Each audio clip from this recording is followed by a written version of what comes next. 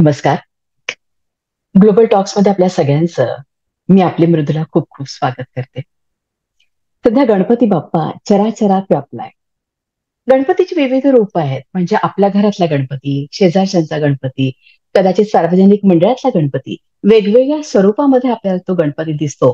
परंतु त्याचं तत्व मात्र एकच आहे. तो ज्ञानमयो विज्ञानमयोसी असं म्हणत ते गणपतीचं तत्व आपल्याला दिसत असेल, किंवा आपण तर नेहमीच म्हणतो की 14 विद्या आणि 64 कलांचा अधिपती असा हा गणपती. परंतु या सगळ्या धार्मिक रूढींमागे काही शास्त्रीय कारण आहे का?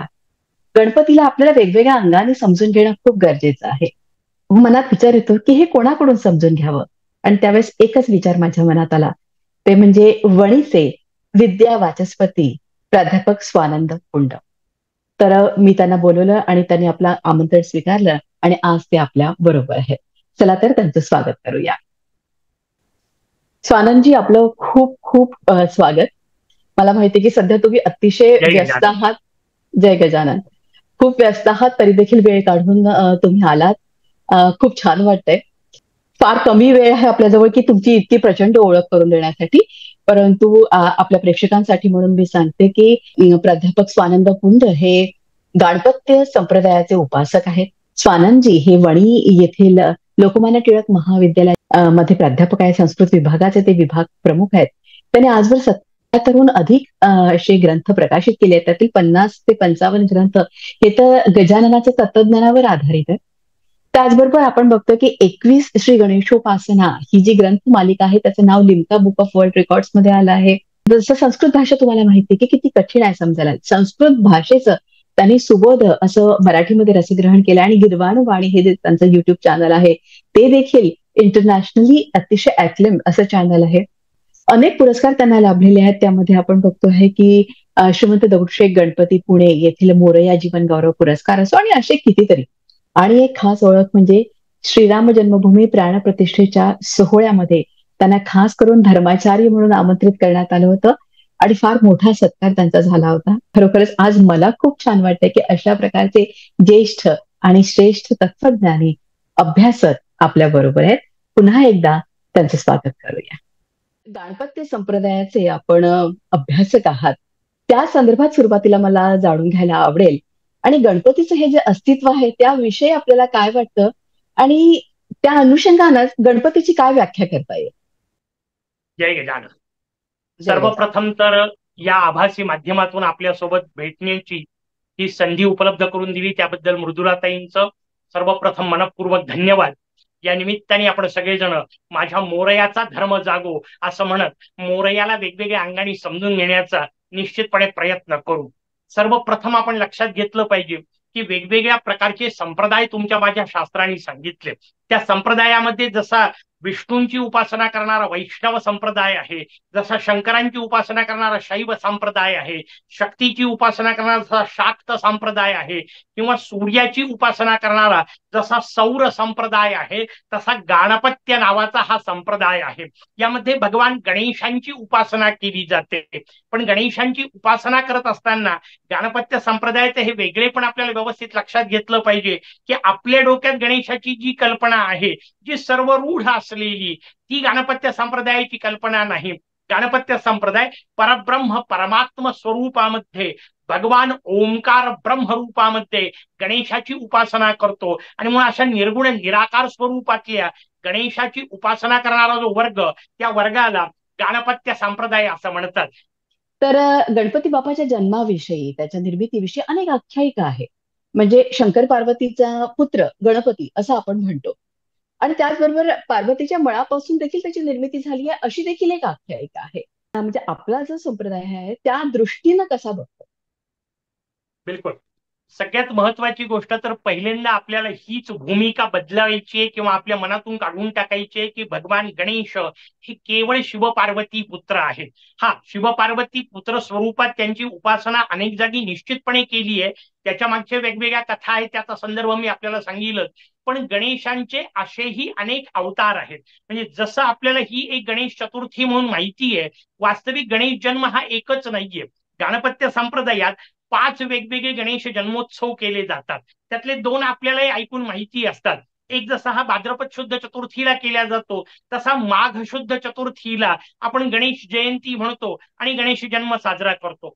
त्याचप्रमाणे ज्येष्ठ शुद्ध चतुर्थीला शेषात्मज गणेश अवतार म्हणून मोरयाचा अवतार झालेला आहे. भाद्रपद चतुर्थीचा जो अवतार आहे तो मयुरेश्वर अवतार, त्याचं वर्णन आहे. मी आपल्याला माघ चतुर्थीचं जे वर्णन सांगितलं, माघ शुद्ध चतुर्थी झालेला मोरयाचा विनायक अवतार आहे. हे वेगवेगळे अवतार आहेत, लक्षात घ्या. मग विनायक अवतार, मयुरेश्वर अवतार, शेषात्मज अवतार आता सांगितला हा ज्येष्ठ चतुर्थीचा. वैशाखी पौर्णिमेला मोरयाचा पुष्टीपती नावाचा एक अवतार झालेला आहे. आणि जी कथा आपण सगळेजण ऐकतो, आपण त्याचा उल्लेख केला, पार्वतीने अंगावरचा मळ काढला, ती कथा खरं तर कार्तिक शुद्ध चतुर्थीची आहे. त्याला उमांग मलज अवतार असं म्हटलं. हे सगळे अवतार वेगवेगळ्या जागी वेगवेगळ्या पद्धतीने झालेले आहेत. जसं विनायक अवतार मी आपल्याला सांगितला, तो महर्षी कश्यप आणि आदितींच्या घरी झालाय. शंकरांचा आणि पार्वतीचा काही संबंध नाही. शेषात्मज अवतार नावातच लक्षात येतं की तो पाताळामध्ये शेषाच्या घरी झालेला अवतार आहे. त्याचाही शिव पार्वतीशी संबंध नाही. भगवान गणेशांचे वेगवेगळ्या देवतांकडे झालेले असे वेगवेगळे अवतार गणपत्य संप्रदायात सांगितले. जसं भगवान विष्णूंच्या आणि लक्ष्मीकडे झालेला पूर्णानंद नावाच्या अवताराचं वर्णन शास्त्र ग्रंथात दिलेलं आहे. वाक्याचा अर्थ हे सगळे अवतार आहेत आणि आत्ता म्हटलं तसं त्यांच्या माता पित्यांचे वेगवेगळ्या वर्णनांचा भाग जो आहे तो आपल्याला ग्रंथात पाहायला मिळतो. हा, शिव पार्वतीच्या घरी सर्वाधिक अवतार झाले म्हणून स्वाभाविक शिव पार्वतींचा उल्लेख अधिकाधिक येतो. किंवा ज्या गणेशोत्सवात आता आपण सगळेजण मोरयाची उपासना करतोय, तो मयुरेश्वर अवतार देखील शिवपार्वतीच्या घरी झाला असल्यामुळे शिवपार्वती नंदन हे स्वरूप आपल्याला मोरयाचं सर्वश्रुत असतं. पण मी आता सांगितलं तसं ज्या कथेचा आपण उल्लेख केला ना, ती कार्तिक शुद्ध चतुर्थीची कथा आहे. ती ना भाद्रपद चतुर्थीची आहे ना माघ चतुर्थीची आहे. हा, पण तरी का ती कथा सर्वाधिक प्रचलित आहे, तर त्याचं कारण त्यातून गणेश तत्वज्ञानाचं जे स्वरूप आहे ते नेमकेपणाने आपल्या समोर येऊ शकतं. अर्थात हा इतका व्यापक विषय आहे की एखाद तासाच्या एखाद्या भागामध्ये शक्य नाही. केवळ या खरंय. कथेवर एक 10 दिवस जरी आपण निरूपण मालिका घेतली तरी ते अर्थ त्यातून उलगडताना आपल्याला आणखीन आणखीन पाहिजे असं वाटावं. पण काही प्रश्न मी आपल्याला गमतीदार विचारतो, म्हणजे आपल्या लक्षात येईल की ही कथा किती वेगळी आहे. जसं पहिला प्रश्न, एखाद्या महानगरातल्या सगळ्या माता भगिनींच्या अंगावर मिळून तरी एक पुतळा बनणे इतका मळ असेल का हो? जर शक्य नाही ना, मग मला सांगा, जर असं शक्य नाही तर जगज्जननी त्रिपुर सुंदरी मा पार्वती इतकी अस्वच्छ होती का की तिने अंगावरचा मळ काढला आणि त्याचा एक पुतळा तयार केला?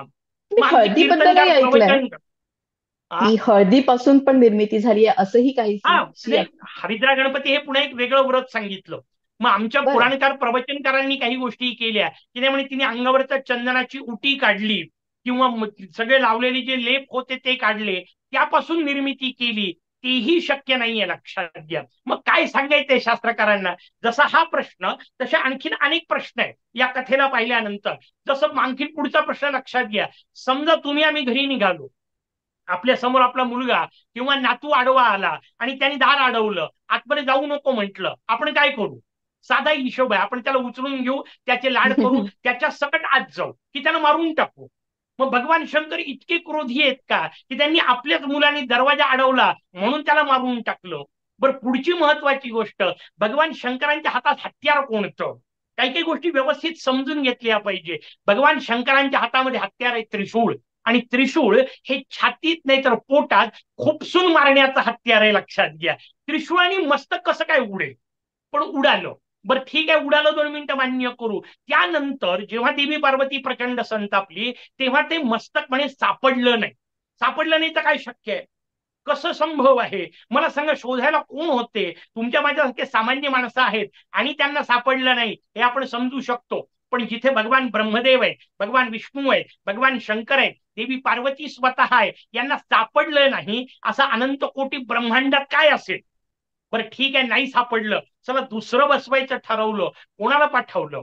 कथा आपल्याला सांगते, भगवान विष्णूंना सांगण्यात आलं जंगलात जा, जो कोणता पहिला प्राणी दिसेल त्याचं मस्तक घेऊन या. भगवान विष्णू जंगलात गेले, मस्तक आणलं गजराजाचं, ते बालकाच्या धडावर बसवलं आणि बालक उठला. ही कथा आपण सगळ्यांनी ऐकलेली असते. पण मला सांगा, दिसेल त्या प्राण्याचं डोकं कापून आण, हे इतकं सामान्य काम कुठल्याही एखाद्या चपराशाने केलं असतं?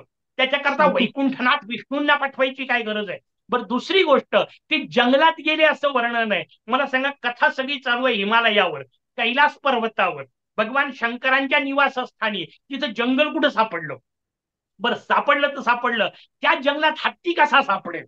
हत्ती हा पहिल्यांदा दिसणारा प्राणी आहे का पहिल्यांदा कोणत्याही जंगलात? आणि हिमालयावर तो जाईल कसा? त्याला चढताच येत नाही. मग इथे हे सगळेच अर्थ, याचा अर्थ वाच्यार्थाने ही कथाच लागत नाही. आणि सगळ्यात शेवटचा महत्वाचा प्रश्न, त्या हत्तीचं मस्तक कापून आणलं, बालकाच्या धडावर बसवलं, बालक उठला असं आपण म्हणतो, पण व्यवस्थित समजून घ्या. मला सांगा, हत्ती कितीही कृश होता आणि बालक कितीही विशाल होता, दोघांचं गुणोत्तर जुळेल कसं?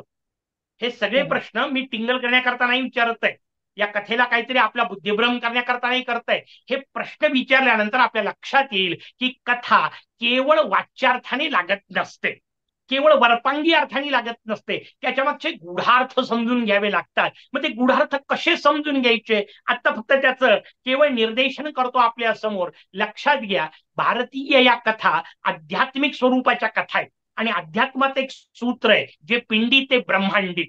याचा अर्थ, जे काही अनंत कोटी ब्रह्मांडात आहे ते माझ्या या 6 फुटाच्या देहात आहे.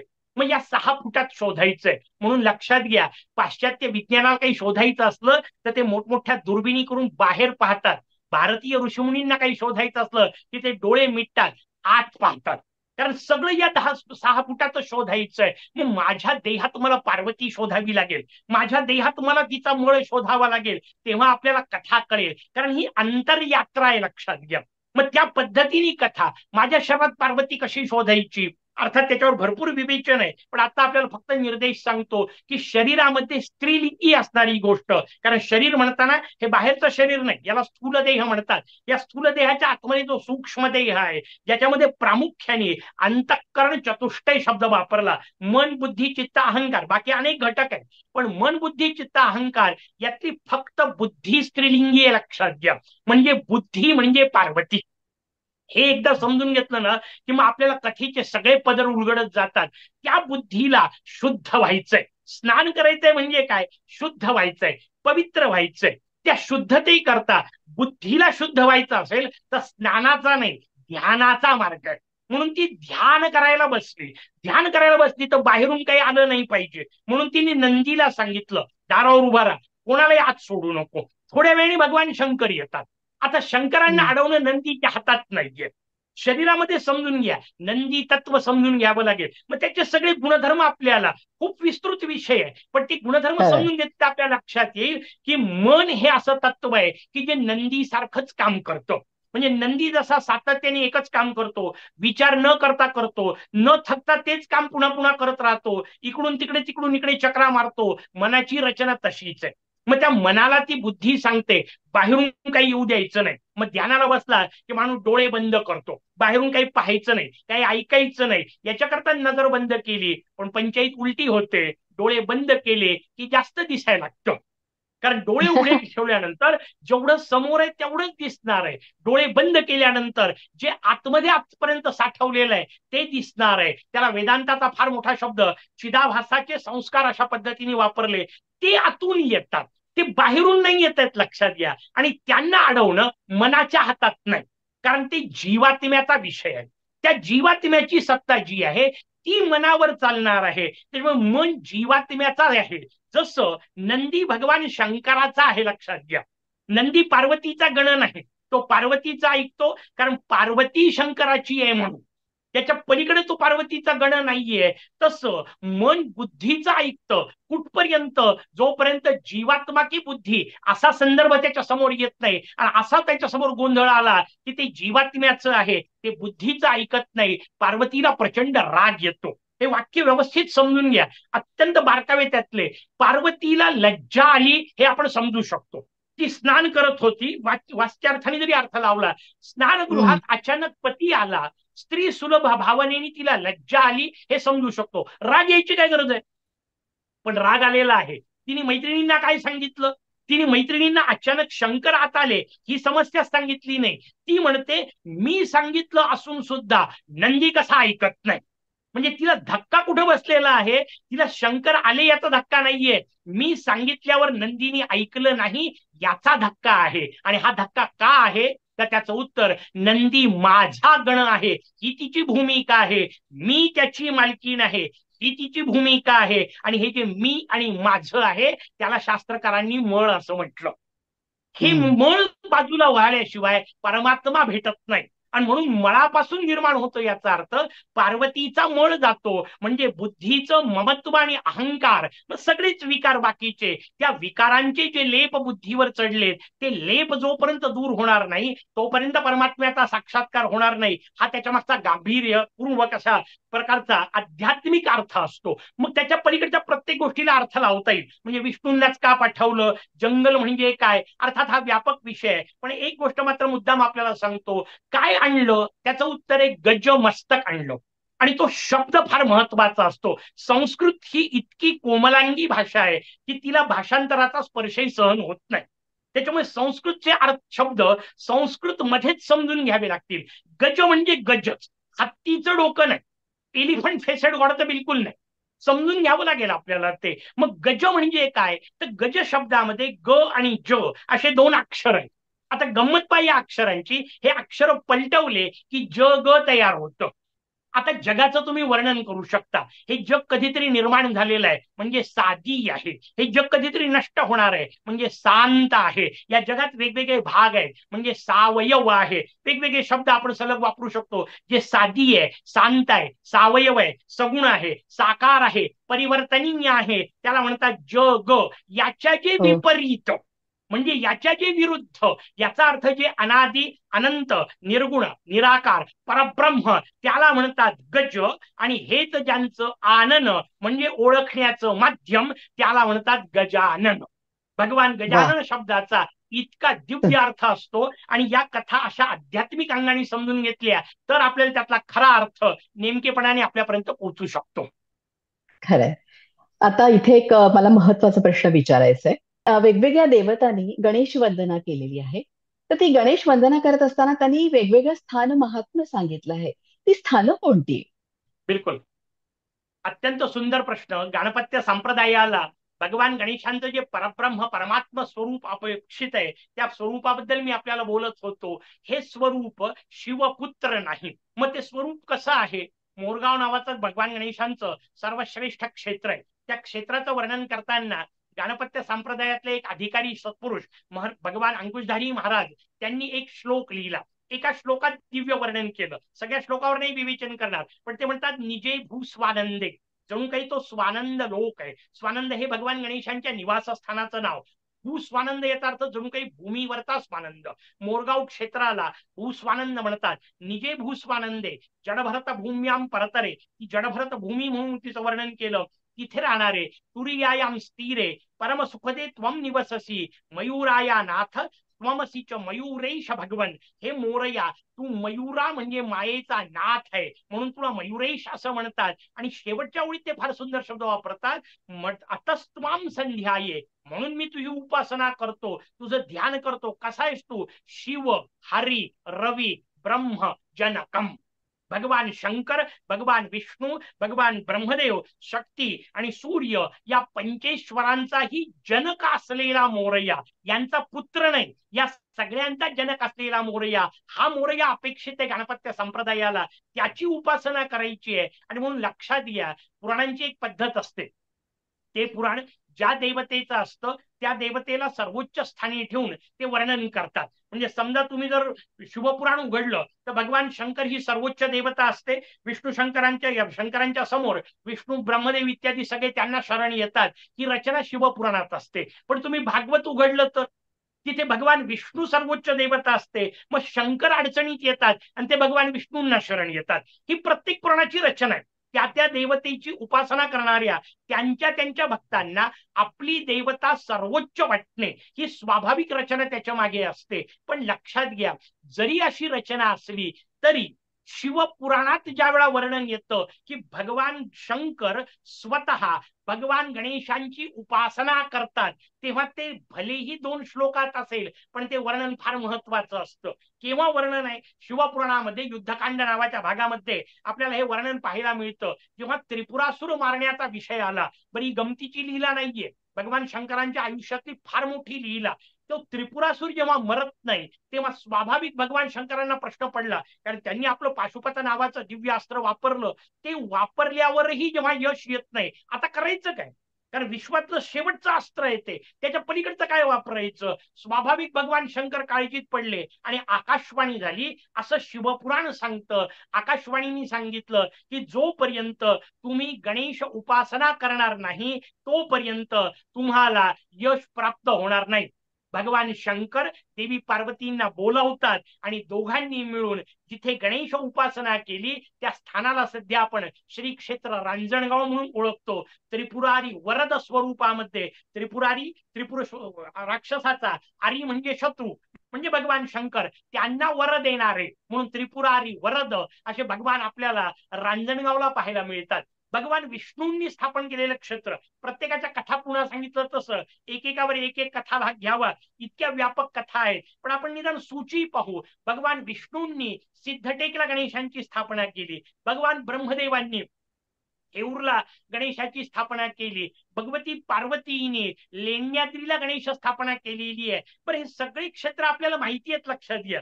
पण मोरयाची माया पहा कशी अद्भुत असते. पार्वतीच्या पार्वतीच्या द्वारे निर्माण झालेल्या लेण्याद्री क्षेत्रावर जेव्हा जातात भक्त, चढताना तर सांगत असतात की देवी पार्वतीला आपल्या पोटी गणेश पुत्र रूपात यावा म्हणून तिने इथे तपश्चर्या केली आणि त्या तपश्चर्येनंतर मोरया तिथे प्रगट झाला, तिचा आत्मा प्रगट झाला म्हणून त्याला गिरिजात्मज म्हणतात. हे सगळं चढताना म्हणत जातात आणि येताना मात्र तो पार्वतीचा पोरगा आहे म्हणत येतात. प्रश्न हा आहे की जर तो पार्वतीचा मुलगा आहे तर पार्वतीने तपश्चर्या कोणाची केली? जन्माला येण्याच्या आधी कशी तपश्चर्या केली? जे लेकरू जन्मालाच आलं नाही त्याची तपश्चर्या नावाची गोष्ट कोणती आहे? तर त्याचं उत्तर नाही. ते जन्माला येणे, भगवंतांचा अवतार होणे हा अवतार सापेक्ष विषय आहे. लक्षात घ्या. वेगळ्या पद्धतीने मी आपल्याला सांगतो की कौसल्या ही रामाची आई असते, दशरथ हे रामाचे पिता असतात, पण ते रामाचे माता पिता आहेत, ते विष्णूंचे माता पिता नाहीत. जसं याच्या बाबतीत भगवान श्रीकृष्णांच्या बाबतीमध्ये की देवकी आणि वसुदेव हे त्या कृष्ण अवताराचे माता पिता आहेत, ते भगवान विष्णूंचे माता पिता नाहीत. तसं शिव पार्वती असो किंवा सुरुवातीला सांगितलं तसं कश्यप आदिती असो, त्या त्या अवताराचे माता पिता आहेत, ते मोरयाचे माता पिता नाहीत. त्या सगळ्यांच्या पलीकडे असणारं जे गणेश तत्व, त्या तत्वाचा विचार म्हणून मी आता सांगितलं तसं पार्वतीने केलेली उपासना आहे. देवराज इंद्रांनी केलेली उपासना यवतमाळ जिल्ह्यात आपल्याला कळमला पाहायला मिळते. भगवान विष्णूंचे जेवढे मानवी अवतार झाले बाकी सगळ्या ग्रहांचेही सांगता येतील. सूर्याने केलेली उपासना क्षेत्र आपल्याला काशीमध्ये पाहायला मिळतं. भगवान विष्णूंचे मानवी अवतार जे आहेत, म्हणजे पहिल्यांदा अवतार मानवी स्वरूपातला पूर्ण भगवान वामनांनी स्थापन केलेलं स्थान आपल्याला नागपूर जिल्ह्यात आदोश क्षेत्राला पाहायला मिळतं. त्यानंतरचा अवतार भगवान परशुरामांनी मांडलेले गणेश आपल्याला माहूरला पाहायला मिळतात.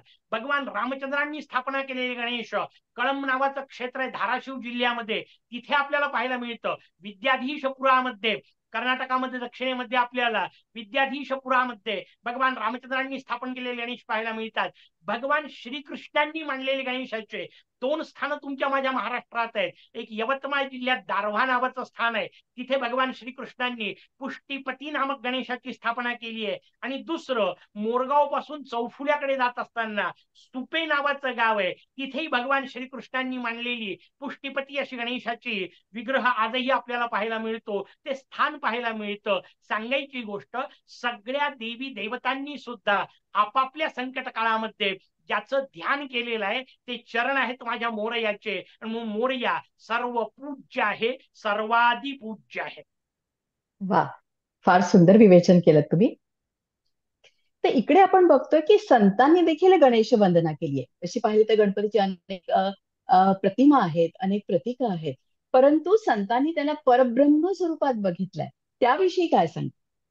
निश्चित, अत्यंत सुंदर प्रश्न.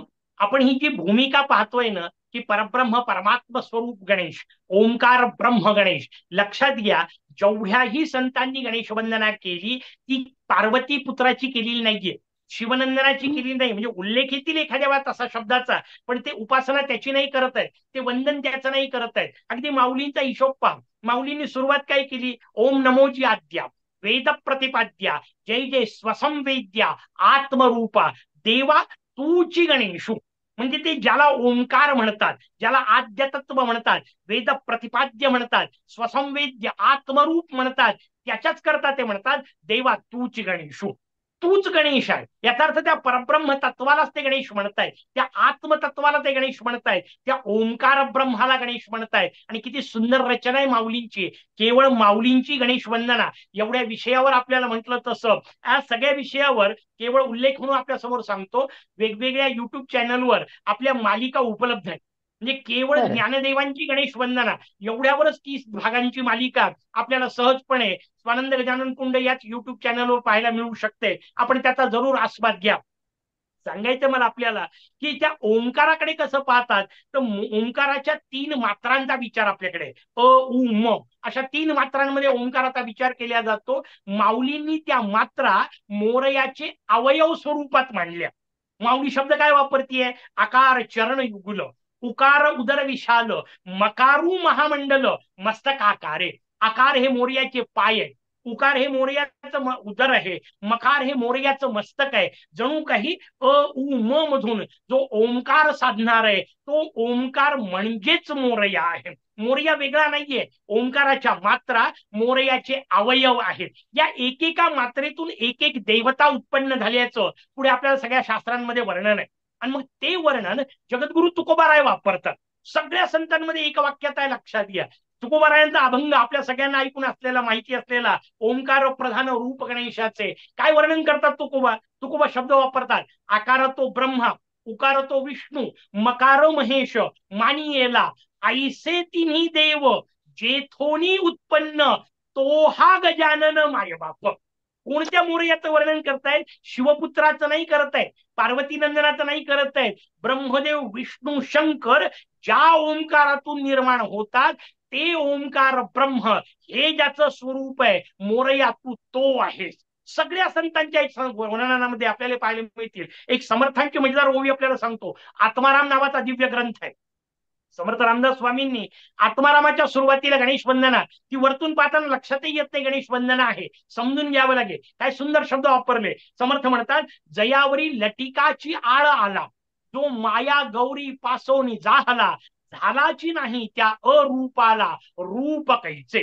किती अद्भुत रचना आहे, लक्षात घ्या. ते म्हणतात जयावरी, ज्याच्यावर लटिकाची आळ आला. आता गंमत पा कशी आहे, आळ मुळातच खोटा, त्याला पुन्हा लटिका शब्द वापरला म्हणजे दोनदा खोटा खोटा म्हटलं. याचा अर्थ ठासून खोटा, पक्का खोटा, काहीही खरं नसलेला असा आळ आलेला आहे. कोणता? तर त्याचं उत्तर आहे, जो माया गौरी पासोनी जाहला. तो गौरी पासून जन्माला आला म्हणजे पार्वती पासून उत्पन्न झाला, हा त्याच्यावर खोटा आळ आहे, ते खरं नाहीये. समर्थ आपल्याला स्पष्ट शब्दात सांगतात. मग कसा आहे माझा मोरया? किंवा समर्थ शब्द वापरताना म्हणतात झालाची नाही, तो कधी जन्माला आलेलाच नाहीये, अनादि अनंत तत्व आहे. झालाची नाही त्या अरूपाला, त्याला अरूप असं म्हटलं. मोरया खरोखर अद्वितीय कसा आहे समजून घ्या. बाकी सगळ्या देवतांना रूप आहे, सगळ्या देवतांबद्दल परिपूर्ण आदर बाळगून मी आपल्याला सांगतो. पण त्या कोणत्याही देवतेच्या रूपाला फार धक्का लावता येत नाही, कारण त्यांचं स्वरूप आपल्या डोक्यात पक्क बसलेलं आहे. पण शेवटी रूप म्हणजे काय? आपण एखाद्या पुरुषाला रूपवान म्हणतो किंवा एखाद्या स्त्रीला रूपवती म्हणतो. कशाकडे पाहून म्हणतो? हाताकडे पाहून नाही म्हणत, पायाकडे पाहून नाही म्हणत, इतर कोणत्याच अवयवाकडे पाहून नाही म्हणत, फक्त चेहऱ्याकडे पाहून म्हणतो. रूपाचा संबंध तुमच्या माझ्या चेहऱ्याशी आहे. आणि गंमत पा कशी आहे, मोरयाचा देह तुमच्या माझ्यासारखा आहे. ते ठीक आहे, देवतांचं वैशिष्ट्य सांगण्याकरता 4 हात 6 हात 8 हात सांगितले, तो वेगळा विषय. पण देह जो आहे मोरयाचा तो तुमच्या माझ्यासारखा आहे. फरक कुठे आहे? मस्तकात फरक आहे. आणि मग मस्तकात फरक कोणता? मगाशी सांगितला तसा ते गजमस्तक आहे, म्हणजे देह सगुण साकार आहे आणि मस्तक निर्गुण निराकार आहे. आणि एकाच वेळी तुझं सगुण म्हणू की निर्गुण रे, ही जी अवस्था आहे ती मोरयाला लागू पडते. म्हणून तू अरूप आहे. त्या अरूपाला रूप कैचे, ते आपल्या सामान्य शब्दामध्ये त्याला कसा समजून घेता येईल अशी जी समर्थांची भूमिका ना, ती भूमिका आपल्याला पाहायला मिळते. मग आपण नाथांची गणेश वंदना वाचा, ती भावार्थ रामायणातली असेल किंवा एकनाथी भागवतातली असेल, नाथांची गणेश वंदना ऐका, वाचा, किंवा नामदेव महाराजांनी केलेली गणेश स्तवन असतील ते वाचा. या सगळ्या संतांनी केवळ आणि केवळ ओंकार ब्रह्म स्वरूपात, परब्रह्म परमात्म स्वरूपात, निर्गुण निराकार परब्रह्म स्वरूपातच मोरयाचं उपासना केलेली आहे, वर्णन केलेलं आहे. आपण दुर्दैवाने ती व्यवस्थित न समजून घेतल्यामुळे आणि मोरयाच्या मायेमुळे त्याला केवळ शिवपार्वती पुत्र समजतो. कुठलेही संत त्याचं शिवपार्वती पुत्र म्हणून वर्णन करत नाहीत. कारण लक्षात घ्या, कधी काळी या देशामध्ये शैव आणि वैष्णव, शैव आणि शाक्त हे इतके टोकाचे वाद होते की त्याच्यापैकी अक्षरशः वादविवाद व्हायचे. पण लक्षात घ्या, एवढ्या सगळ्या वादविवादात सुद्धा शैवांची केवळ, जर पार्वतीपुत्र केवळ म्हणायचं असेल, शिवगणांचा प्रमुख केवळ म्हणायचं असेल, तर मला सांगा वैष्णव त्याला आद्यपूज्य कसा मानतील? पण वैष्णवांनी असो की शाक्तांनी असो, सौरांनी असो की पाशुपतांनी असो, सगळ्यांनी गणेश वंदना केलेली आहे. कारण ती ओंकार ब्रह्म गणेशाची आहे, ती शिवपार्वती पुत्राची नाही. हे आपल्याला वेगवेगळ्या पद्धतीने समजून घ्यावं लागेल. खरंय, म्हणजे गणपतीला एक आकृतीबंध आहे आणि अतिशय चेहरा तर कुठल्याही रूपामध्ये, कुठल्याही प्रतिमेत, कुठल्याही प्रतीकात तो गोंडसच वाटतो. तर मला एकूणच त्याच्या या रूपाविषयी जाणून घ्यायला आवडेल. त्याचे कान, त्याचे नाक, त्यांचे डोळे, बारीकशे डोळे, त्याचं पोट. त्याचबरोबर एक महत्वाचा अवयव तो सोंड. या सोंडे बाबतीत मात्र लोकांमध्ये फार हे आहे, म्हणजे उजव्या सोंडेचा गणपती, डाव्या सोंडेचा गणपती, हे आपण हे परंपरेने आलेलं आहे की खरोखरच त्यात काही शास्त्र आहे? हा, दोन तीन गोष्टी एक एक टप्प्याने समजून घेऊ. पहिल्यांदा जे आपण मोरयाचं प्रतीक स्वरूप म्हटलं, त्या प्रत्येकाच्या मागे प्रचंड अर्थ आहे. अर्थात मी आता म्हटलं तसं पुन्हा एकेका अवयवाबद्दल आणि माऊलींचं जसं वर्णन केलं की तुझा हात म्हणजे काय, त्या हातात घेतलेला परशू म्हणजे काय, पाश म्हणजे काय, याच्यावर माऊली विस्तृत वर्णन करते. मग तो एक एक विषय कसा आहे, एकेका दर्शनाचा विषय कसा आहे, याच्याबद्दल माऊलींनी वर्णन केलं. इथं आपल्याला समजून घ्यायचंय की या सगळ्यांच्या मागे काही रूपकात्मक प्रतिकात्मक गोष्टी असतात. जसं गजवदनाचं वर्णन आपण केलं, गज म्हणजे निर्गुण निराकार पाहिलं. शूर्पकर्ण म्हणजे काय, साधकांनी कसं असावं ते जणू काही त्यातून वर्णन केलेलं. शूर्प शब्दाचा अर्थ आहे सूप, कान म्हणजे कान, मोरयाचे कान सुपासारखे आहे. म्हणजे काय, तर त्याचं उत्तर, आपल्या माता भगिनी घरामध्ये कुठल्याही गोष्टीला स्वच्छ करण्यासाठी दोन गोष्टी वापरतात, एक तर चाळणी नाही तर सूप. आता चाळणी किंवा गाळणी ज्याला आपण म्हणतो, त्याचं स्वरूप कसं आहे, त्यात जेव्हा तुम्ही पीठ घेता आणि चाळायला सुरुवात करता, सगळं चांगलं पीठ खाली परातीत असतं आणि कचरा सगळा चाळणीमध्ये शिल्लक असतो. उलट नेमकी सुपाची रचना आहे. लक्षात घ्या, सुपामध्ये काही घेऊन पाखडायला सुरुवात केली की सगळा काडी कचरा उडून जातो आणि जे अस्सल आहे, जे मजबूत आहे, पक्क आहे, सत्वयुक्त आहे, तेवढंच शिल्लक राहतं. मोरयाचे कान तसे आहेत, मोरयाच्या भक्ताचे कान तसे असावेत की आलेल्या फालतू गोष्टी उडवून लावता आल्या पाहिजे आणि योग्य शास्त्रशुद्ध जेवढं आहे तेवढंच घेता आलं पाहिजे. ही भूमिका अशा पद्धतीने प्रत्येक अवयवाचा विचार करता येतो. पण आपल्याजवळ वेळेची मर्यादा आहे, म्हणून आपण जो सोंडेचा विषय म्हटला आणि जो उजव्या सोंडेचा डाव्या सोंडेचा, मी अत्यंत स्पष्टपणे सांगतो, आजपर्यंत गाणपत्य तत्वज्ञानावरचे जे काही शेकडो ग्रंथ वाचले, यातल्या कुठल्याही शास्त्रीय ग्रंथामध्ये उजवी सोंड डावी सोंड असा संदर्भ नाही. याचा काही विषय नाही. कुठेही गणपत्य ग्रंथातल्या कुठल्याही ग्रंथात याचा उल्लेख नाही. हा का आला असेल, हा एक महत्वाचा विषय. म्हणजे आपल्याकडे सांगितलं जातं की उजव्या सोंडेचा गणपती असतो की तो फार कडक असतो. मग त्याचे लोकांनी वेगवेगळे अर्थ लावून पाहिले, म्हणजे उजवी नाडी, डावी नाडी इत्यादी प्रकार. मग त्यातली सूर्य नाडी चालू आहे की चंद्र नाडी. लक्षात घ्या, नाडी हा तुमच्या माझ्यासारख्या सामान्य जीवाचा विषय आहे, परमात्म्याचा नाही. त्याचा संबंध तिथे नाहीये, त्याच्यामुळे ते बाकीचे अर्थ लावायची गरज नाही. उजवीकडे सोंड असली की तो कडक असतो, हे सांगण्याच्या मागे केवळ एक मानसशास्त्रीय कारण आहे की आपल्या घरातली मूर्ती तशी आहे, तिचं सवळं कडक असतं, नियम पाळले पाहिजे. हे सांगितल्यानंतर निदान चार गोष्टी केल्या जातात. याच्या पलीकडे त्याला कुठलाही आधार नाही. मोरया उजवा नसतो, डावा नसतो. मी हा हात वर केला तर मी अत्यंत प्रेमळ किंवा अत्यंत रागीट असं काही असू शकतं का? काही संदर्भ नाहीये. मोरयाला वाटली त्यांनी सोम तिकडे केली. आणि व्यवस्थित लक्षात घ्या, उपासनेच्या बाबतीत एक सूत्र समजून घ्यायचंय. उपासना ही भीतीनी नाही, प्रीतीनी करण्याची गोष्ट आहे.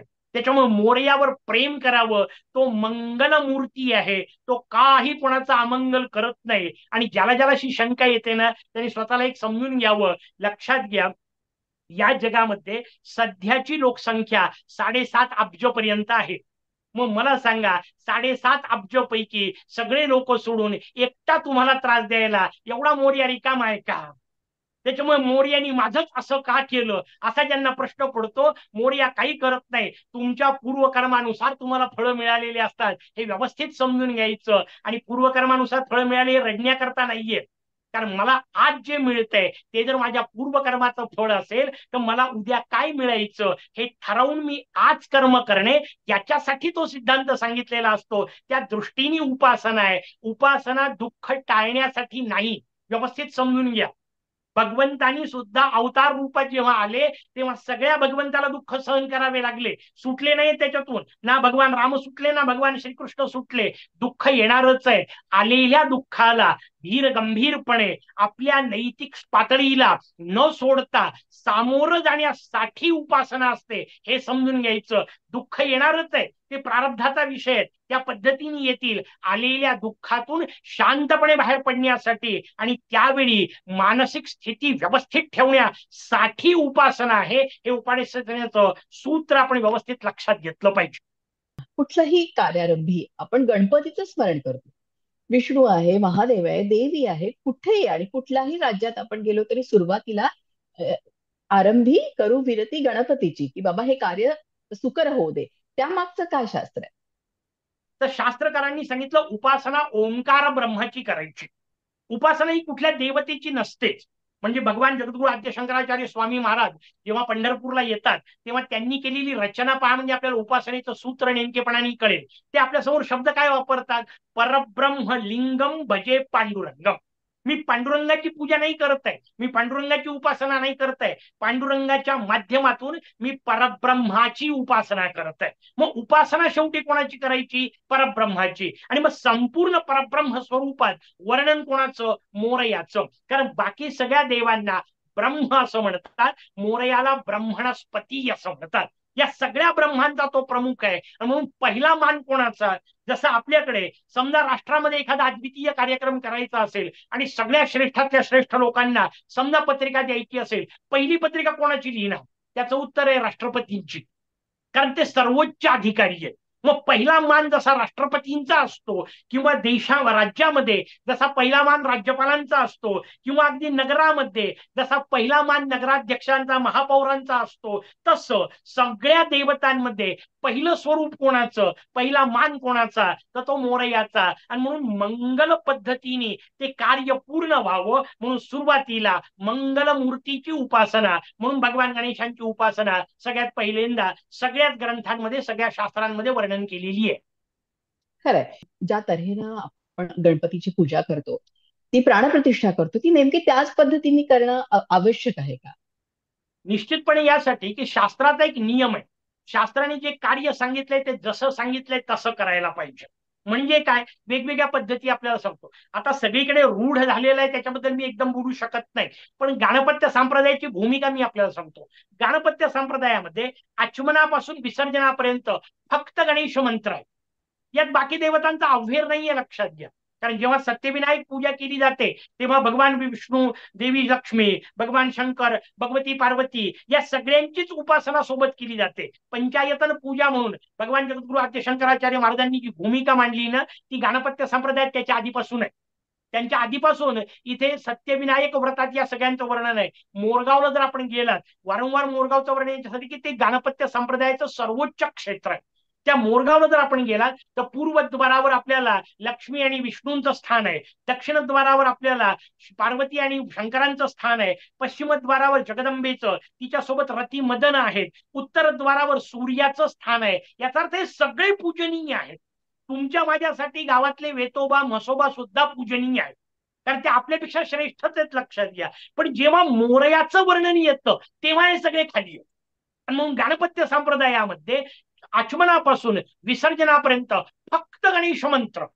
आणि लक्षात घ्या, हे जसं याच्याबद्दल सांगतोय तसं मोरयाचं सत्य विनायक नावाचं अत्यंत श्रेष्ठ व्रत आहे. या व्रताबद्दल मुद्दाम सांगतो कारण आपल्याकडे पद्धत पडलेली असते, चूक नाहीये, माहीतच नाही, अनेकांपर्यंत पोहोचलो नाहीये किंवा त्यांना त्या गोष्टी उपलब्ध नाहीत, त्यातून आलं. पण गणेश उपासनेच्या या काळामध्ये गणेशोत्सवात अगदी मंडळांमध्ये सुद्धा सत्यनारायणी केले जातात.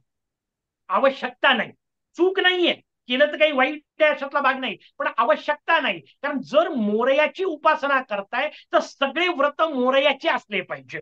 सगळे देव एक आहेत हा अद्वैताचा सिद्धांत, द्वैताच्या पातळीवर नाही. म्हणजे मी गमतीने उदाहरण सांगताना एकच मिनिट विशांत करून आपल्याला सांगतो की जगदंबेची उपासना करायची असेल तर साडी, चोळी, बांगड्या इत्यादी गोष्टी लागतील. पण आता मला सांगा, सगळे देव एक आहेत असं म्हणून जगदंबेच्या पूजेची ही थाळी घेतली आणि हनुमंताची पूजा केली तर कसंच चालू शकणार नाहीये. हनुमंताच्या समोर साडी ठेवून, बांगड्या ठेवून त्याला ओटी भरली तर तो तर डोक्यात गदा घालेल ना, नाही चालत. प्रत्येक देवतेची उपासना वेगळ्या पद्धतीने असते. मोरयाच्या समोर तुम्हाला दुसरं काही करायचंच असेल तर सत्य विनायक करा, कारण ती मोरयाची उपासना आहे. आणि म्हणून प्रत्येक जागी उपासना करताना आता सांगितलं तसं प्राणप्रतिष्ठेचे मंत्र आहेत, त्या मंत्रांचा उपयोग केला पाहिजे. करत असताना आपल्याला गुरुजी मिळतील की नाही हा शास्त्राचा हिशोब नाही, व्यवस्थित समजून घ्या. शास्त्रातले सगळे मंत्र प्रथम पुरुषी एकवचनीय आहे. अहम करिष्ये, अहम समर्पयामी, अहम प्रत्येक जागी मी करतो, मी करतो, मी वाहतो, मी देतो, मी ओवाळतो, सगळे प्रथम पुरुषी एकवचनी मंत्र हे स्वतः म्हणायचे. मग तुम्ही मला गुरुजी कशा करता ते बरोबर म्हणतायत की नाही आणि क्रमाने व्यवस्थित चाललंय की नाही याच्यावर नियंत्रणासाठी गुरुजी ठीक आहे, पण आता म्हणता येत नाही यजमानाला म्हणून नाईलाजाने गुरुजी मंत्र म्हणतात. गुरुजींनी मंत्र म्हणणे अपेक्षित नाही. तुम्ही ग्रंथ सध्या घेऊ शकता, त्याचा अभ्यास करू शकता, स्वतःची स्वतः पूजा करू शकता.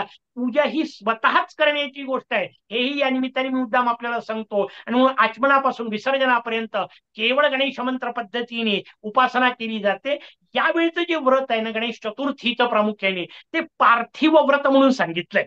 पृथ्वी तत्वापासून निर्माण केलेली मातीची गणेश मूर्ती. इतर वेळेच्या ज्या गणेश मूर्ती आपल्या घरी रोजच्या पूजेत असतात त्या परंपरेने असतील, ती जेव्हा आणली तेव्हा त्याची प्राणप्रतिष्ठा केलेली असते.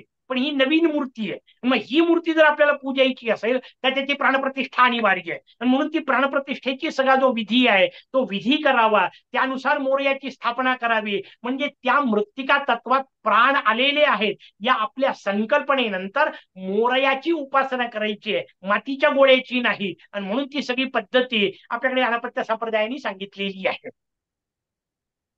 फार सुंदर माहिती सांगितली. थोडक्यात काय की सत्यनारायण आणि सत्यविनायक याच्यातला फरक समजून घेणं खूप गरजेचं आहे. आपण म्हणजे गुरुजी पूजा करतात, कथा वाचतात, परंतु त्यामुळे आपलं लक्षच नसतं की आपण प्रत्यक्ष काय करतो, असंच तुम्हाला म्हणायचंय ना. तर गणपती जो आहे, मगाशी स्वरूपाविषयी मी तुम्हाला म्हणत होती, तर खरोखरच की म्हणजे महाभारतात देखील व्यासांनी जे स्वरूप सांगितलं आहे त्या स्वरूपाविषयी जर चतुर्भुज, एकदंत याविषयी थोडक्यात सांगा ना. हा, अथर्व शीर्षकारांनी सुद्धा हेच स्वरूप आपल्या समोर सांगितलं. मी मगाशी म्हटलं तसं तो अत्यंत व्यापक विषय.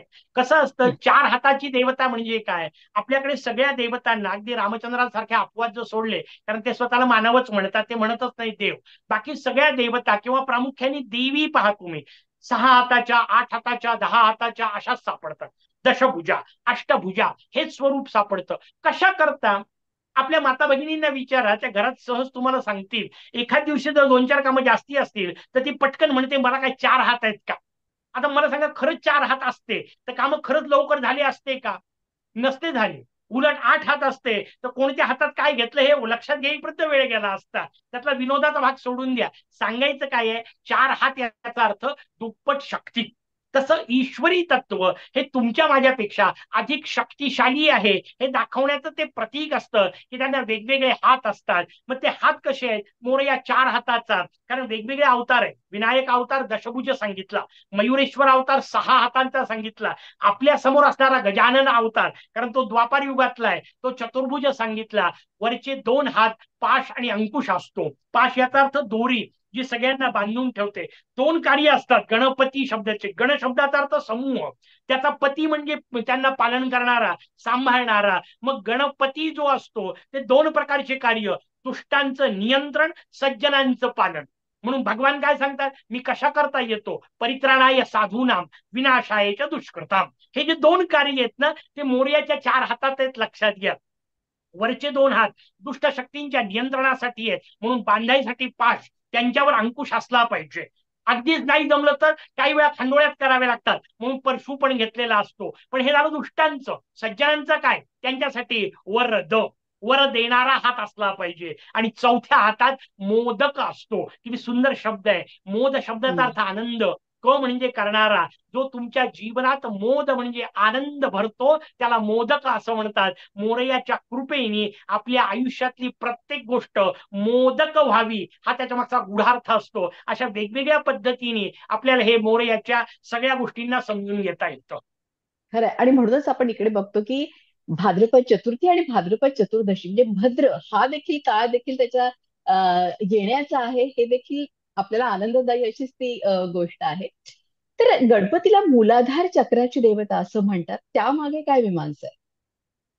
हा, वेगवेगळे शास्त्र आहेत आपल्याकडे. जसं आता मी आपल्याला सांगतोय, ही सगळी गोष्ट ज्ञान परंपरेची, ध्यान परंपरेची आहे. योग मार्ग नावाचा पुढचा मार्ग आहे. योग मार्गाची रचना करताना आपल्या शरीरामध्ये 6 चक्रांचं वर्णन केलं. त्या 6 चक्रांचं भेदन करत करत कुंडलिनी सप्तम असणाऱ्या सहस्रार चक्रामध्ये निवास करते इत्यादी तो योगशास्त्राचा मार्ग आहे. त्याच्यामध्ये अगदी खाली पाठीच्या दांडाच्या शेवटच्या भागाला मूलाधार चक्राचं वर्णन केलेलं आहे. त्या मूलाधार चक्रावर मोरयाचं स्थान आहे आणि तिथून मूलाधारापासून तिची प्रवास रचना सुरू होते. आतापर्यंत ती सगुणाच्या प्रांतात आहे, पुढे निर्गुणाच्या क्षेत्रात, आणि म्हणून त्या दोन्हींच्या याच्यावर सीमा रेषेवर मोरयाचं स्थान आहे. पण जसं मूलाधार चक्राचा विषय केला त्यात आणखीन 2 गोष्टी सांगतो.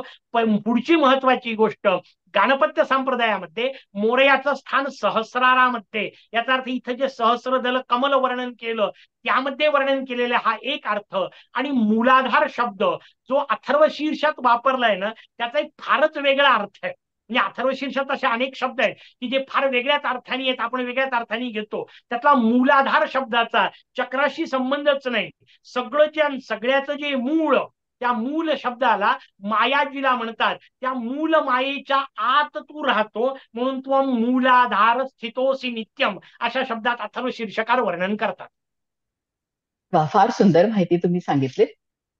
14 विद्या 64 कलांचा अधिपती आपण गणपतीला म्हणतो, विद्येची देवता म्हणतो. सरस्वती देखील विद्येची देवता आहे. तर अनेकदा आपण गणपती, सरस्वती आणि महालक्ष्मी एकत्र बघतो, त्याविषयी काय मीमांसा करा? भारतीय संस्कृतीने असंख्य देवतांचं वर्णन आपल्याकडे केलं. ज्याला आपण सहजासहजी बोलताना 33 कोटी म्हणतो. पण तो 33 कोटी शब्द पण व्यवस्थित समजून घेतला पाहिजे. तिथे कोटी शब्दाचा अर्थ 33 वर 7 शून्य अशी संख्या नाही. मग इथला कोटी शब्दाचा अर्थ काय, तर अनेकदा शब्दांचे वेगवेगळे अर्थ असतात. जसं आपण एखादा शब्द वापरतो त्याचं उच्च कोटीचं गायन सादर केलं किंवा उच्च कोटीची चित्रकला. इथे जे कोटी शब्द आहे तो स्तर, दर्जा या अर्थाने आहे. तसं देवतांचे वेगवेगळे स्तर सांगितले. मग स्वाभाविक प्रश्न पडतो, एवढ्या देवता का सांगितल्या? तर त्याचं उत्तर शास्त्रकारांनी सांगितलंय की साधकाला त्याच्या मनोवृत्तीनुसार देवता आवडते. मग आपण रचना ही पाहू शकतो. तुम्ही पहा, आखाड्यामध्ये जा, व्यायामशाळेत जा, तिथला देव असतो भगवान बजरंगबली, भगवान हनुमंत तिथे असतात. का? कारण हे सगळे जण व्यायाम करतात, वेगवेगळ्या प्रकारे शरीर बलवंत करतात, आणि मग त्या शरीराला जशी बलवत्ता पाहिजे तशी मिळाली की त्यांना ते असं तयार करायची इच्छा असते, आणि भगवान हनुमंत त्याच्यापेक्षा मोठी काढून दाखवतात. मग ही जी रचना आहे ती आपल्याला व्यवस्थित समजून घ्यायची आहे की सगळ्या देवता त्या त्या परिवृत्तीच्या, त्या त्या मनोवृत्तीच्या सांगितल्या आहेत. म्हणून आखाड्यात भगवान हनुमंत, पण महाविद्यालयामध्ये जाल, शाळांमध्ये जाल तर तिथे सरस्वती. का सरस्वती? तो शब्द व्यवस्थित जरा फोडून वाचला ना तर त्यातली मजा लक्षात येते. स रस वती म्हणजे आपल्याला सरस्वती शब्द कळतो की जी रसपूर्ण असते. अभ्यास कसा असला पाहिजे? आनंद देणारा असला पाहिजे, प्रसन्नता देणारा असला पाहिजे, रस निर्माण झाला पाहिजे. तर अभ्यासाची रचना म्हणून तिथे सरस्वतीचं वर्णन आलं. व्यापारी लोकांकडे तुम्ही गेले तर तुम्हाला लक्ष्मी पाहायला मिळणार. त्या त्या पद्धतीच्या देवता, अगदी डाकूंच्या क्रूरतेला योग्य असणारी महाकाली सुद्धा आपल्याकडे वर्णन केली. ती पण अशीच नाचते, ती पण समोरच्याची मुंडके उडवते, यांना पण ते क्रूरता आवडते, म्हणून त्या महाकालीचं वर्णन केलं. प्रत्येक व्यक्तीला त्याच्या त्याच्या मनोवृत्तीनुसार दैवत द्यायचं. म्हणून सामान्यतः लक्ष्मी सरस्वती का, कारण त्या सगळ्यांना पाहिजे. दोन प्रकारच्या शक्ती आपल्या जवळ आहेत. लक्ष्मी याचा अर्थ क्रियाशक्ती.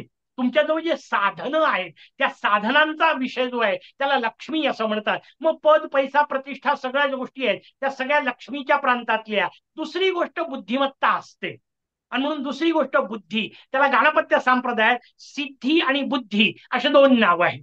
तिला आपण लक्ष्मी सामान्यतः म्हणतो, त्या सगळ्या गोष्टींना सिद्धी असं म्हणतात. व्यवहारातले जे सगळे साधनं आहेत त्या साधनांना सिद्धी असं म्हणतात. आणि साधनांच्या सोबत जी बुद्धिमत्ता लागते त्या बुद्धिमत्तेला बुद्धी असं म्हणतात. पण लक्षात घ्या, मोरयाच्या दोन बाजूला या दोघी जणी आहेत, सिद्धी आणि बुद्धी. कोणती सिद्धी कोणती बुद्धी असा प्रश्न विचारता अनेकांची पंचायत होते.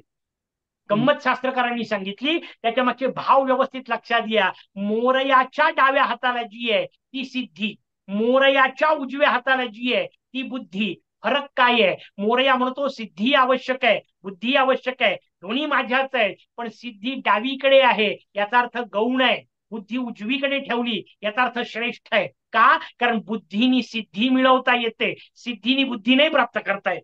किती मजेदार रचना आहे त्याच्या मागच्या, लक्षात घ्या. हे सगळे सूत्र आपल्याला त्यातून समजून घ्यायचे आहेत. आणि मग मोरयाची उपासना ही सिद्धी बुद्धी पती स्वरूपात करायची आहे. कारण बाकी देवतांच्या यांनी एक एक गोष्ट मिळेल, कदाचित सिद्धी मिळेल, कदाचित बुद्धी मिळेल, दोन्ही एकत्र पाहिजे असेल तर मोरयाची उपासना सिद्धी बुद्धी पतीची उपासना.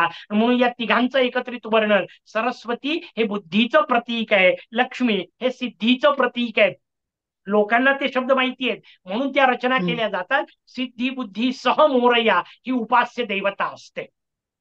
खरंय, म्हणजे आपला वैचारिक भाव जसा आहे त्याप्रमाणे आपण अनेकदा कोणी कृष्णाचे अधिक भक्त असतात, कोणी महादेवाचे असतात, कोणी अगदी काली मातेचे असतात.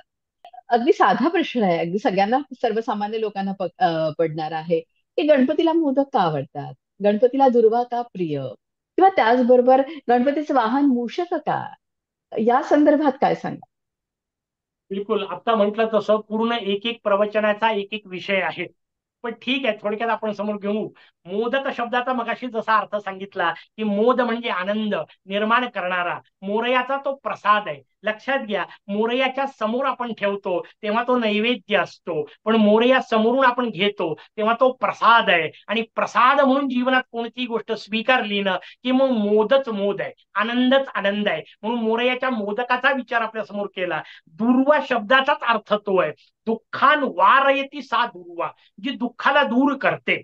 कोण दूर करते? तर तुमची बुद्धिमत्ताच दुःखाला दूर करते, तुमची अध्ययन प्रवृत्ती, तुमची उपासना दुःखाला दूर करते. आणि मग ती उपासनेचं प्रतीक आहे दुर्वा, ती मोरयाच्या चरणी समर्पित करायची. म्हणून मोरयाला दुर्वा समर्पित करायच्या. अर्थात त्या सगळ्याच्या मागचे आयुर्वेदिक अशा पद्धतीचेही वेगळे अर्थ आहेत, पण तो फार वेगळा विषय. भगवंताला आपल्या वृत्ती समर्पित करणे याचं प्रतीक असतं दुर्वा.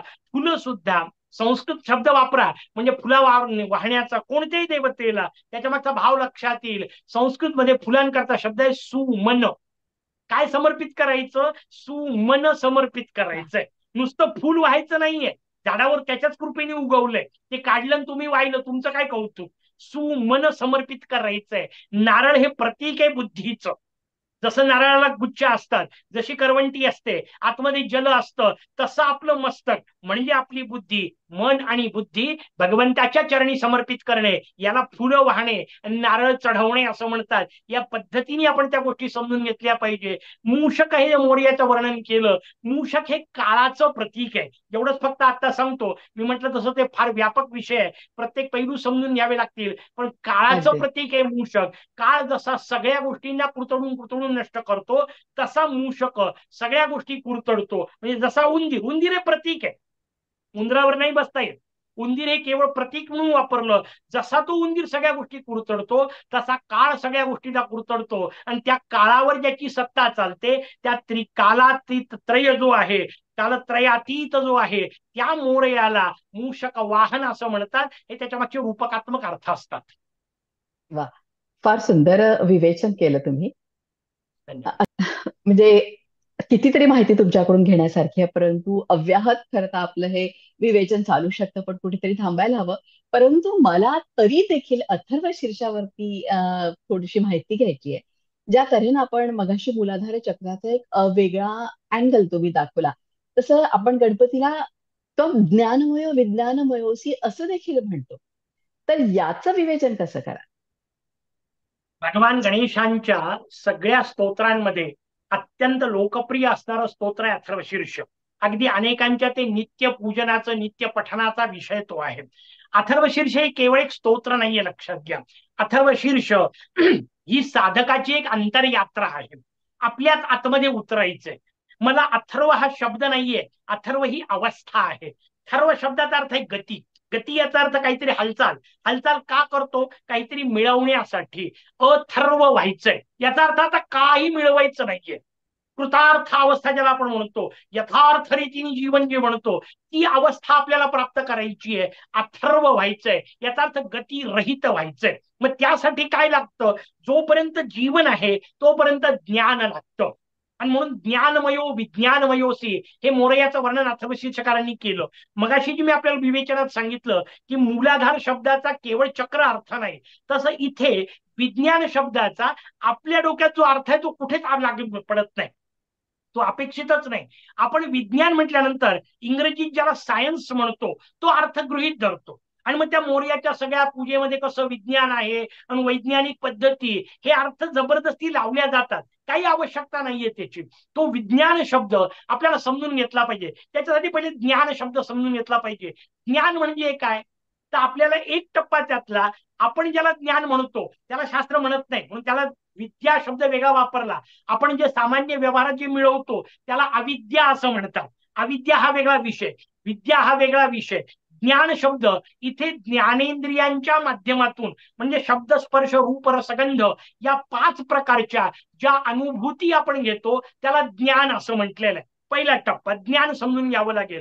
जे मी पाहतोय ऐकतोय हे सगळं याला ज्ञान असं म्हणतात. पण ज्ञानामध्ये 3 गोष्टी लागतात. एक, ज्याचं ज्ञान करून घ्यायचं ते ज्ञेय तत्व लागतं. म्हणजे पाहायचं असेल तर काहीतरी पदार्थ लागतो, त्याला ज्ञेय म्हणतात. जो पाहणार आहे त्याला ज्ञाता म्हणतात, तो लागतो. आणि त्याचं जे होतं त्याला ज्ञान म्हणतात. म्हणजे ज्ञाता, ज्ञान आणि ज्ञेय ही त्रिपुटी लागते. ही त्रिपुटी जिथपर्यंत आहे त्याला ज्ञान म्हणतात. पण या पद्धतीने आपण काय पाहू शकतो? त्याचं उत्तर आहे बाह्य जगातल्या सगळ्या गोष्टी आपण अशा अनुभवू शकतो. म्हणजे कुठल्याही गोष्टीला पाहिलं, ऐकलं, स्पर्श केला इत्यादी पद्धतीने. म्हणून बाह्य ज्ञान जे आहे, बाह्य ज्ञानेंद्रियांच्या माध्यमातून जे होतं त्याला ज्ञान म्हणतात. पण हे ज्ञान गळून पडलं पाहिजे, कारण हे सगळ्या बाह्य सगुण साकार गोष्टींच होऊ शकतं. आपल्याला निर्गुण निराकारापर्यंत पोहोचायचंय तर मग ज्ञान गळून पडलं पाहिजे. आणि तिथे विज्ञान शब्दामध्ये तो अर्थ आहे जो विदर्भ शब्दात आहे, जो विभीषण शब्दात आहे. विभीषण शब्दाचा अर्थ काय? विशेष भीषण का? त्याचं उत्तर आहे नाही. मग तिथे विभीषण शब्दामध्ये ज्याच्यातून भीषणत्व गळून गेलं तो विभीषण. विगत शब्द आहे संस्कृत मधला. विगत म्हणजे गळून जाणे. भीषणत्व गळून गेलं तो विभीषण. दर्भ निघून गेले म्हणजे सगळी जमीन सुपीक झाली तो विदर्भ. ही रचना त्याच्या शब्दांची जशी आहे तसं विज्ञान याचा अर्थ ज्ञान जिथे गळून पडतं. कारण ज्ञान मी मिळवतो हा अहंकार त्यात आहे. मी पाहतो, मी ऐकतो, मी स्पर्श करतो हा अहंकार आहे. हा अहंकार गळून पडणे याला विज्ञान असं म्हणतात.